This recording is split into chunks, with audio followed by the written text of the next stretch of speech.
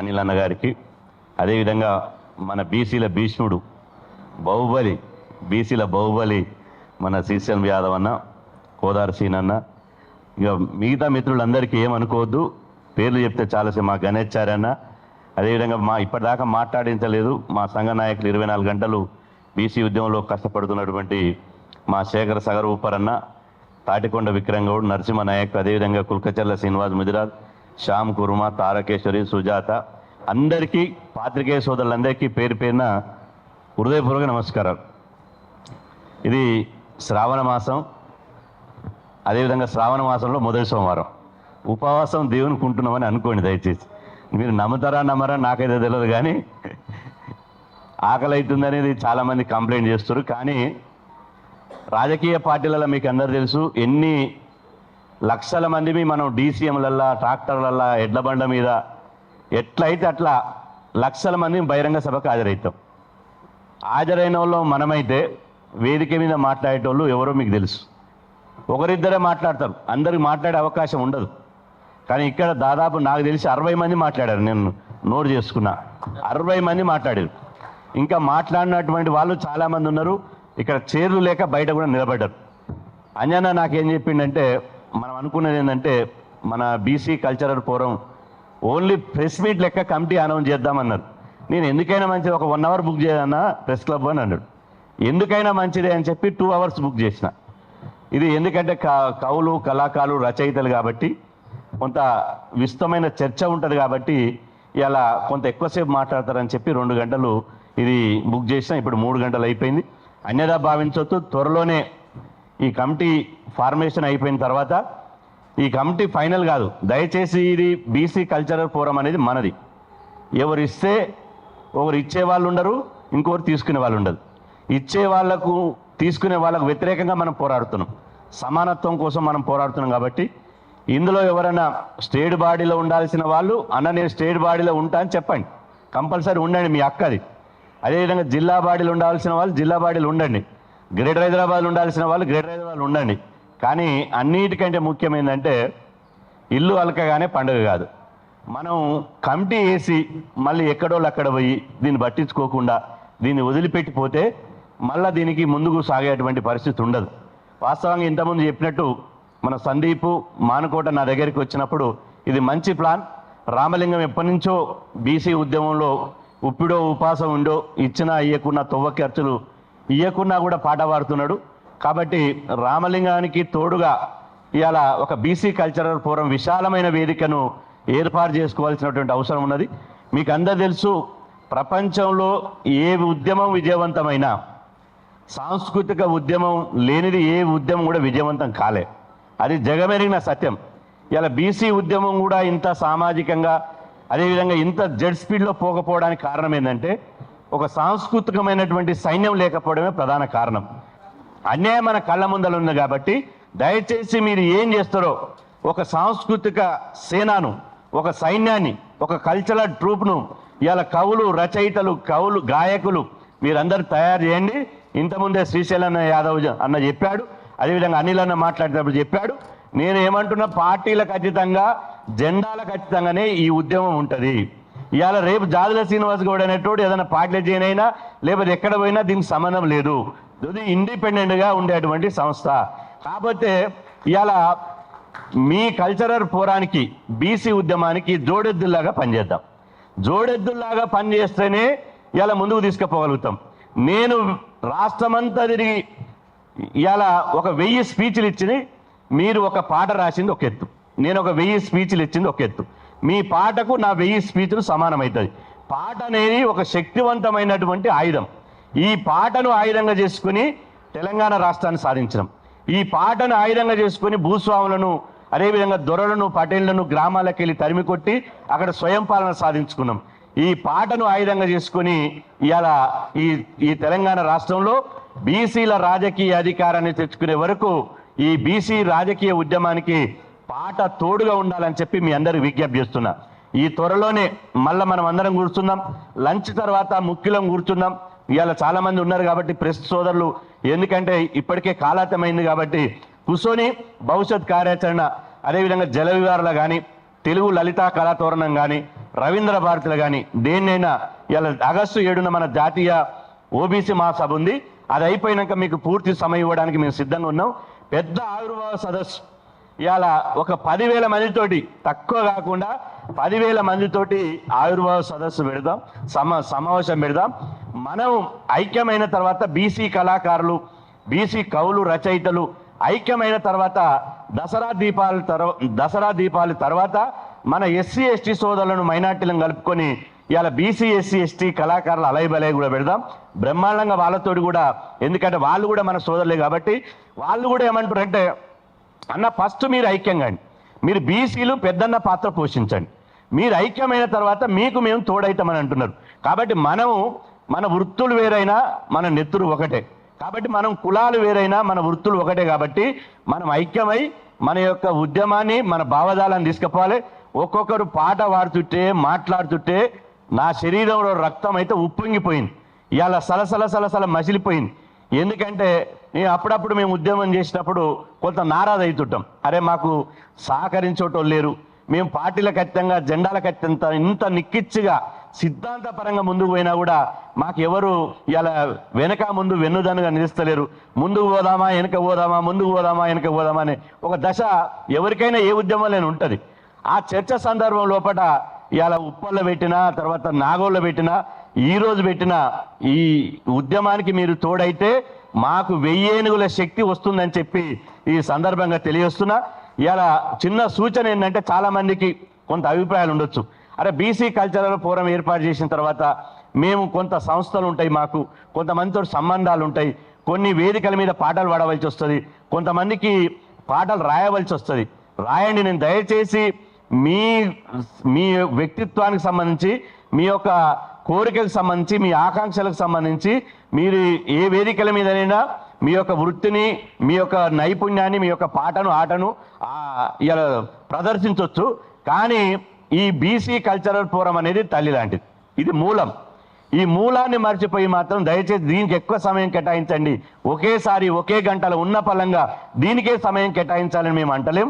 కాబట్టి దీని మీద పాటకు ఆడియో రూపంలో కానీ, వీడియో రూపంలో కానీ, నాటకం కానీ, అదేవిధంగా ఒగ్గు కథ రూపంలో కానీ ఎన్ని రకాలుగా, గతంలో మీకు తెలుసు తెలంగాణ ఉద్యమం జరిగిన సందర్భంలో నిజాం కాలేజీలో ఎట్లయితే తెలంగాణ కల్చరల్ అనేక వేదికలు తయారు చేశారో, మనం కూడా అంతిమంగా నిజాం కాలేజీ కాదు, మన కల్చరల్ సంబంధించినట్టు అవసరమైతే పెరేడ్ గ్రౌండ్లో కూడా పెట్టుకునేటువంటి ఏర్పాటు చేద్దాం అంతిమంగా. ఎందుకంటే ఇంతకుముందు చెప్పినట్టు నేను చివరిగా మీకు అప్పీల్ చేసేది ఏంటంటే, మళ్ళీ కూడా నేను ఆవిర్భావ సభలో ఇంకా అనేక సందర్భాల్లో చాలా విషయాలు ఉన్నాయి, మా కడుపులో ఎన్ని విషయాలను చెప్పాలి, మీతోటి షేర్ చేసుకోవాలి ఉన్నాయంటే చాలా విషయాలు ఉన్నాయి. కానీ ఇది సమయం సందర్భం కాదు కాబట్టి చెప్తున్నా, దయచేసి ఈ బీసీ ఉద్యమానికి ఒక కొత్త ఒరవడిని తీసుకొద్దాం. ఇవాళ రెడ్డోళ్ళు అని చేస్తుర్రు, కమ్మోళ్ళు అని చేస్తుర్రు, అదేవిధంగా వెలుమోళ్ళు అని చేస్తుర్రు అనేది, ఈ అణిచి వేస్తుర్రు, దోసుకుంటుర్రు, అదేవిధంగా మన మీద పెత్తనం చేస్తుర్రు అనేది ఆ వర్షను వదిలేద్దాం. ఆ వర్షను వదిలేసి మనం ఒక కొత్త ఒరవడి, బీసీలు అంటే రాజులు పుట్టినటువంటి కులం, చక్రవర్తులు పుట్టినటువంటి కులం, మహాయోధులు పుట్టినటువంటి కులం, బీసీలకున్న గొప్ప చరిత్ర ఈ ప్రపంచంలో ఎవరికి లేదు, మనకున్నటువంటి వారసత్వం ఈ భారతదేశంలో ఎవరికి లేదు, మనకున్నటువంటి బలం, మనకున్నటువంటి బలగం ఈ భారతదేశంలో ఎవరికి లేదని ఒక విశ్వాసం, కాన్ఫిడెన్స్ తీసుకొచ్చే విధంగా మన ఉద్యమ యొక్క పంతా ముందుకు పోవాలని చెప్పి ఈ సందర్భంగా తెలియజేస్తూ, బరాబర్ ఇవాళ బీసీల కోసం మేము కొట్లాడతాం, నిలబడతాం, ప్రాణాలు ఇవ్వడానికైనా సిద్ధంగా ఉన్నాం. కంటికి రెప్పలాగా మీకు అందరూ తెలుసు, రిజర్వేషన్ల విషయంలో అయినా, విద్యారంగంలో అయినా, రాజకీయ రంగంలో అయినా బీసీలకు కంటికి రెప్పలాగా మేము పోరాడుతున్నాం. మా పోరాటానికి మీ పోరాటం తోడైతే ఇవాళ నేను చెప్తున్నా, మన రథం, బీసీల రథం ఇవాళ మామూలుగా ఉండదు. మన రథం పోతుంటే 1,00,000 మంది అడ్డొచ్చినా ఇక తొక్కుకుంట పోవుడే, ఎవడు అడ్డొచ్చినా తొక్కుకుంట పోవుడే. అట్లాంటి ఉద్యమాన్ని తీసుకొద్దాం. 100% ఇప్పటికే అన్ని రాజకీయ పార్టీలు నేను బీసీ ముఖ్యమంత్రి అంటున్నారు, ఇంకోరు బీసీ ముఖ్యమంత్రి అంటున్నాడు, ఏదన్నా అనుకొని, కానీ అంతిమంగా బీసీ మెజార్టీ ప్రజలకు రాజకీయ అధికారం రావాలి. రాజకీయ అధికారంతో మన బీసీల బతుకులు మారుతాయి. కాబట్టి ఆ రాజకీయ అధికారం కోసం మీ వంతుగా కృషి చేయండి. మీకు 100% వెన్నుదన్నుగా నిలిచేటువంటి బాధ్యత మేము తీసుకుంటాం. కుటుంబ పరంగా అయినా కానీ లేకపోతే ఇంకా ఇతరత్ర ఏ ఇబ్బందులు వచ్చినా కూడా ఏమన్నా ఎక్కడైనా పోలీస్ కేసులు అయినా కూడా ఇప్పుడు అనిల్ అన్నని ఎందుకు పిలిచినా ప్రభుత్వంలో ఒక కీలకమైన ఒక బీసీ వాదం వినిపించడానికి ఉన్నాడు. రేపు మన కళాకారులు మనం నమ్మి వస్తారు. ఏదైనా పోలీస్ స్టేషన్లో ఇబ్బంది అయినా ఎవరన్నా అక్రమ కేసులు పెట్టినా అదేవిధంగా ఏదైనా ఉన్నా కూడా ఒక అనిల్ అని ఉన్నాడు. అదేవిధంగా ఇప్పుడు శ్రీశైలం అన్న పేరు చెప్తే మీకు అందరూ తెలుసు. అన్న పేరు చెప్తే ఒక్కొక్కరిని లాగులు దడవాలి. ఇవాళ ఏమన్నాడు, సినిమా ఇండస్ట్రీ అంతా మన చేతిలో ఉందన్నాడు. ఒక బలమైన బాసు మన చేతిలో ఉన్నాడు. కాబట్టి ఇక్కడనే కాదు ఇంకా అనేక వేదికలు ఉన్నాయి. కాబట్టి ఖచ్చితంగా మీకు కొండంత ధైర్యాన్ని అదేవిధంగా ఒక అండను ఇచ్చేటువంటి బాధ్యత మేము తీసుకుంటాం. కాబట్టి మీరు చేయవలసిందల్లా ఒకటే, ఆ రోజు స్వాతంత్ర పోరాటంలో నేను చివరి మాట చెప్తున్నా, స్వాతంత్ర పోరాటంలో నేతాజీ సుభాష్ చంద్రబోస్ ఒక మాట అంటాడు, ఓ నా దేశ ప్రజలారా దోషుడు రక్తాన్ని నాకు ఇవ్వండి, నేను మీకు స్వాతంత్రాన్ని ఇస్తానని చెప్పి నేతాజీ సుభాష్ చంద్రబోస్ చెప్తాడు. నేను అంటున్న రోజుల కనీసం మీరు ఒక 10 నిమిషాలు 20 నిమిషాలు సమయం ఇవ్వండి, బీసీ ముఖ్యమంత్రిని మీ చేతులు పెట్టే బాధ్యత నేను తీసుకుంటా. బీసీ రాజ్యం ఎట్లా రాదో, బీసీలకు ముఖ్యమంత్రి ఎట్లా కాడో, ఈ తెలంగాణ రాష్ట్రంలో 60 మంది బీసీ బిడ్డలు చట్టసభలో ఎందుకు అడుగు పెట్టరో, 9 మంది పార్లమెంట్ సభ్యులు ఎందుకు అడుగు పెట్టరో, ఈ ఢిల్లీ కోట మీద బీసీ జెండా ఎట్టెగరేమో, మిగతాదంతా నేను చూసుకుంటా అని చెప్పి ఈ సందర్భంగా ఈ సంఘం ఈ ఉద్యమం చూసుకుంటుందని చెప్పి ఈ సందర్భంగా తెలియజేస్తూ, కాబోయేటువంటి ఇవాళ కమిటీకి ఆ రోజే మా మధ్యల సందీపు ఆ రోజే ఆ కమిటీ రాశాడు, అది కొంత సత్సారం అయింది. కాబట్టి ఇప్పుడు మళ్ళీ ఫ్రెష్గా ఈ కమిటీని అనౌన్స్ చేస్తున్నారు. వారికి ముందస్తుగా శుభాకాంక్షలు తెలియజేసుకుంటూ సెలవు తీసుకుంటున్నాను. ఇప్పుడు అనిల్ అన్న మాట్లాడతాడు. అనిల్ అన్న ఒక 2-3 నిమిషాలు మాట్లాడు. దయచేసి ప్రెస్ సోదరులు మిగతా మిత్రులు సహకరించాలి. తర్వాత ఈ కమిటీ అనౌన్స్మెంట్ ఉంటుంది. అందరికీ సరిపడ భోజనాలు నేను అన్న ఎందుకే కూరగాయల భోజనం పెట్టారు అదని అన్న సిస్టమ్, మనం కూరగాయలు తినే జాతర అనే అన్నాడు. అరే అమ్మ శ్రావణ మాసం ఉన్నట్టుందంటే వెజ్ నాన్ వెజ్ 2 పెడతప్పు అన్నాడు. కాబట్టి ఏం వరి కాకండి, ఆలస్యమైన మంచి భోజనం చేసి పోదాం. దయచేసి మన అన్న ఆత్మీయ బంధువు ఈరావత్ అనిల్ అన్న గారిని మాట్లాడవలసిందిగా మనందరి తరఫున విజ్ఞప్తి చేస్తున్నాం. నా మిత్రుడు సోదరుడు బీసీ జాతీయ అధ్యక్షుడు శ్రీనివాస్ గౌడ్ గారు, అదేవిధంగా మరో సోదరుడు శ్రీశైలం యాదవ్ గారు, దరువు అంజయ్య గారు, ఇక్కడికి విచ్చేసిన కళాకారులందరికీ, మీడియా మిత్రులకు నా హృదయపూర్వక నమస్కారాలు. సీనన్నను చూస్తుంటే పెరియార్ రామస్వామి గుర్తుకొస్తుంది. పెరియార్ రామస్వామి మీ అందరికీ తెలుసో తెలియదో కానీ పెరియార్ రామస్వామి కూడా గీత కార్మికుడు. ఆయన ఉద్యమాన్ని ఇవాళ తమిళనాడులో ఇప్పటికీ అగ్రవర్ణాలు అధికారంలోకి రాలేకపోతున్నారంటే ఆ రోజు పెరియార్ రామస్వామి నిర్మించిన ఉద్యమమే, ఆ భావజాలమే. ఆ భావజాలం ప్రజలకు ఎట్లెక్కించండి అనుకుంటున్నారు? ఆట పాటలతో. ఆ రోజు డ్రామాలు వేసిండు, ఊర్లలో డ్రామాలు వేస్తుండే. ఆ భావజాలం అంతా బలంగా నాటుకపోయింది వాళ్ళ మనసుల్లో. ఇవాళ అక్కడ నుంచి వాళ్ళు తమిళనాడు వాళ్ళు బయటికి రాలేకపోతున్నారు. ఎవడైనా సరే అక్కడ బీసీలే ముఖ్యమంత్రి అవుతారు, అదే ద్రవిడ రాజకీయం నడుస్తుంది. వేరే పార్టీలకు అసలు అవకాశం కూడా ఇయ్యారంటే ఆయన ఆ రోజు ఏ విధంగానైతే నిర్మించినరో ఆ ఉద్యమాన్ని, ఆ భావజాలాన్ని ప్రజలకు ఎక్కించినరో, ఈరోజు కూడా బీసీ ఉద్యమం నిర్మించాలంటే మీరు లేకపోతే బీసీ ఉద్యమం అన్నది ముందరికి పోదు. నేను సీనన్నతో ఈ మధ్యనే డిస్కస్ చేసినప్పుడు అదే అన్న, మొన్న పోయినాం బీసీ ధూమ్ధామ్ ఆ రోజు చేసినాం, ఉస్మానియా యూనివర్సిటీలో బీసీ ధూమ్ధామ్ చేసినాం. నువ్వు రాలేవు శ్రీశైలం అన్న, వస్తే బాగుంటుంది. 6 గంటల 7 గంటలు 11 గంటలకు మొదలు పెట్టినామంటే 6 గంటలకు 7 వరకు నడిచింది. అదే స్పీచ్లు అనుకో, ఒక మీటింగ్ పెట్టాగానే 20 మంది మాట్లాడితే వెళ్ళిపోతారు, ఆ ఇంట్రెస్ట్ ఉండదు. కానీ అదే ఆ రోజు 7 గంటలు అట్లనే కూర్చున్నారు పిల్లగాను.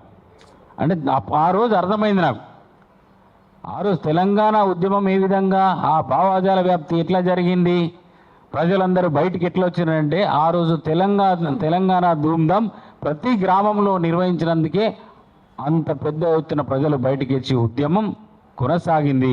చివరికి రాష్ట్రం కూడా సాధించుకున్నాం. ఇవాళ బీసీలు రాజ్యాధికారం సాధించాలంటే మీ ఆట పాట లేనిది భావజాల వ్యాప్తి జరగదు. అందుకే మేమందరం కూడా మీతో పాటు మేముంటాం, మీకు అండగా ఉంటాం, మీకు మద్దతుగా ఉంటాం, అన్ని రకాలుగా మేము సహకరిస్తామని తెలియజేస్తూ, అదేవిధంగా రాహుల్ గాంధీ గారు మొన్న 2-3 రోజుల కింద మీరు చూసి ఉంటారు, ఓబీసీలకు సమ్మేళనం అక్కడ జరిగింది దేశవ్యాప్తంగా. ఆయన ఎంత గొప్ప నాయకుడు అంటే, నేను కాంగ్రెస్ పార్టీలో ఉన్నా అని చెప్తలేను, ఏదో కాంగ్రెస్ పార్టీ మెంబర్ననో కాంగ్రెస్ పార్టీ నాయకుడినో చెప్తలే. ఏ నాయకుడు కూడా ఈ కాలంలో నేను తప్పు చేసినా అని ఒప్పుకుంటాడా? ఏ నాయకుడైనా సరే నేనే తప్పు చేసినా కానీ దాన్ని ఒప్పని అనుకుంటాడు, ఒప్పిస్తాడు ప్రజలు. కానీ ఆయన మాత్రం ఆ రోజు అన్నాడు, బీసీల పట్ల నేను తప్పు చేసినా దాన్ని నేను ఒప్పుకుంటున్నా, నేను తప్పు చేసినా ఒప్పుకుంటున్నా అని చెప్పేసి ఇవాళ తప్పుని నేను గ్రహించిన, ఇవాళ తప్పుని సరిదిద్దుకునే ప్రయత్నం చేస్తున్నా కాబట్టే ఇవాళ కులగణన చేపట్టాలి. ఆ కులగణన చేపట్టిన తర్వాతనే మీ దామాష పద్ధతిలో రాజ్యాధికారంలో వాటా కానీ ఆర్థిక వనరుల్లో వాటా కానీ రావాలని చెప్పేసి నేను నిర్ణయించుకున్నా అని చెప్పేసి అంత గొప్పగా చెప్పిన నాయకుడు ఎవరైనా ఉన్నారు అంటే రాహుల్ గాంధీ అని అనిపిస్తుంది. అట్లాంటి నాయకుడు ఉంటాడు. ఓబీసీల గురించి ఇంకో మాట మాట్లాడండి. అసలు ఇవాళ దేశం నడుస్తున్నది ఓబీసీల వల్ల. ఓబీసీలు అంటే ఏంటిది? వృత్తులు చేసుకునే వాళ్ళు ఓబీసీలు. వాళ్ళు ఒక ఉత్పాదక శక్తి అని ఆ రోజు చెప్పడం జరిగింది. ఓబీసీలు అంటేనే ఉత్పాదక శక్తి. ఈ భారతదేశ ఆర్థిక వ్యవస్థలో వాళ్ళు ప్రధాన పాత్ర పోషిస్తున్నారని కూడా ఆ రోజు ఒప్పుకోవడం జరిగింది. ఇలాంటి గొప్ప మాటలు చెప్పి కమిట్మెంట్తో పనిచేస్తున్న రాహుల్ గాంధీ గారు అలాంటి నాయకుడు వల్లనే ఇవాళ బీసీ ఉద్యమం దేశవ్యాప్తంగా కూడా ఊపందుకుంటుంది. ఇది నేను ఒక కాంగ్రెస్ పార్టీ వ్యక్తిగా కాదు, నేను ఒక బీసీగా నేను మీకు చెప్పదలుచుకున్నా. అంతేగాని ఇక్కడ కాంగ్రెస్ పార్టీని ప్రమోట్ చేయడానికో దానికోసం నేను రాలే. కాకపోతే ఒకటి మాత్రం నిజం, మీ ఆటపాటలతోనే ఉద్యమ నిర్మాణం జరుగుతుంది. కాబట్టి మీరంతా ముందుండి నడిపించాలని మేము కూడా అన్నిటికీ సహకరిస్తామని ఈ సందర్భంగా తెలియజేస్తూ సెలవు. జై BC. Please subscribe to the channel and download the Politicos app from the links in the description.